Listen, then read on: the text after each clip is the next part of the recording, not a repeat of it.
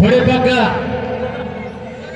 Lakshmi Narasimha ex army దైవందిన్ని గ్రామం. కమైన్ left ఎడమ పక్కది పెద్దంటి నరేష్ ఉత్తనూరు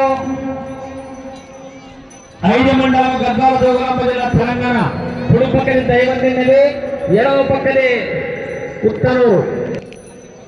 కార్యక్రమ నిర్మాణ దృఢ సంకల్పులు గౌరవనీయులు ఖమ్మతం రాజశేఖర రెడ్డి గారు, ఖమ్మతం వీరారెడ్డి గారు, కలమందలపాడు రైతు సోదరులు.